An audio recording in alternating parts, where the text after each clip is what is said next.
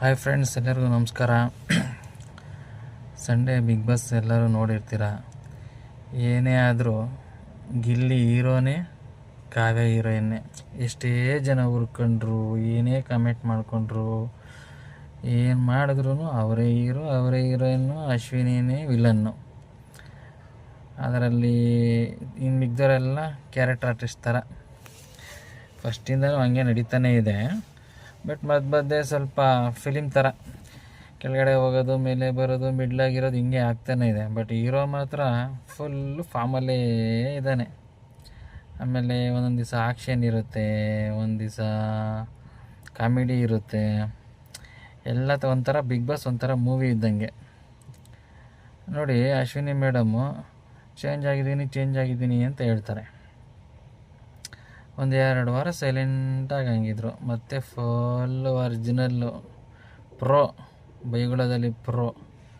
ಆಮೇಲೆ ಅವರು ಮಾತ್ರ ರೆಸ್ಪೆಕ್ಟ್ ಕೇಳ್ತಾರೆ, ಬೇರೆಯವ್ರಿಗೆ ರೆಸ್ಪೆಕ್ಟ್ ಕೊಡೋಂಗಿಲ್ಲ. ಈಗ ಸುದೀಪ್ ಸರ್ ಎಷ್ಟೋ ಸರಿ ಹೇಳಿದ್ದಾರೆ, ರೆಸ್ಪೆಕ್ಟ್ ಬೇಕಂದರೆ ರೆಸ್ಪೆಕ್ಟ್ ಕೊಡಬೇಕು. ಅದು ನೀವು ಹೆಂಗೆ ನಡ್ಕೊತೀರ ಅನ್ನೋದ್ರ ಮೇಲೆ ನಾವು ರೆಸ್ಪೆಕ್ಟ್ ಆಟೋಮೆಟಿಕ್ಕಾಗಿ ನಾವೇ ಎದುರುಗಡೆ ಇರೋರಿಗೆ ಕೊಡೋಕ್ಕೆ ಶುರುವಾಗುತ್ತೆ. ಅಂದರೆ ಅದರದ್ದೊಂದು ಏನಾದ್ರು ವೈಬ್ ಇರುತ್ತೆ ಗೊತ್ತಾ.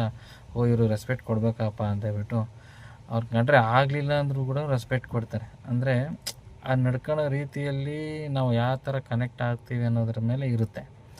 ಬಟ್ ಅಶ್ವಿನಿ ಮೇಡಮ್ ಅವರಂತೂ ಏನೂ ಇಲ್ಲ. Raghu sir full confused, full slow ಆಗಿಬಿಟ್ಟಿದ್ದಾರೆ, ಕಾಣ್ತಾನೇ ಇಲ್ಲ. ಒಂಥರ ಏನೋ ಎನರ್ಜಿ ಡ್ರಾಪ್ ಆಗಿಬಿಟ್ಟಿದೆ ಅವ್ರದ್ದು. ರಾಶಿಕ್ ಅವ್ರು ಫುಲ್ ಫಾರ್ಮಲ್ಲಿದ್ದಾರೆ. ರಕ್ಷಿತಾ ಮತ್ತು ಸ್ಪಂದನ, ಕಾವ್ಯದಂತೂ ಫುಲ್ಲು ಕೋಳಿ ಜಗಳಿರುತ್ತೆ ಯಾವಾಗೂ. ಅಂದರೆ ಸುದೀಪ್ ಸರ್ ಹೇಳ್ದಂಗೆ ಗಿಲ್ಲಿಂಗ್ ಕಂಡ್ರೆ ರಕ್ಷಿತಾಗೆ ಇಷ್ಟ.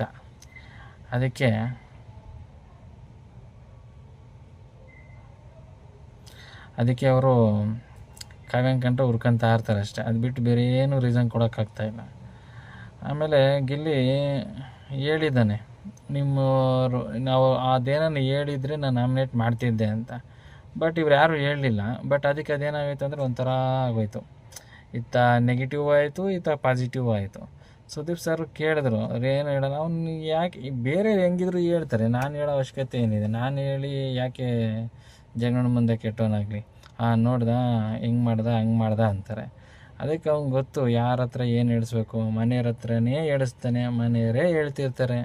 ಇವನು ಹೊಸ್ದಾಗಿ ಹೇಳ್ಬೇಕಾಗಿರೋದು ಏನೂ ಇಲ್ಲ. ನೆಗೆಟಿವ್ ಇಲ್ಲ ಅಂದರೆ ಇದ್ದೇ ಇರುತ್ತೆ, ಯಾಕಿರಲ್ಲ? ಬಟ್ ಯಾಕೆ ಹೇಳ್ಬೇಕು? ಹೇಳೋರು ಹೇಳ್ತಾರೆ.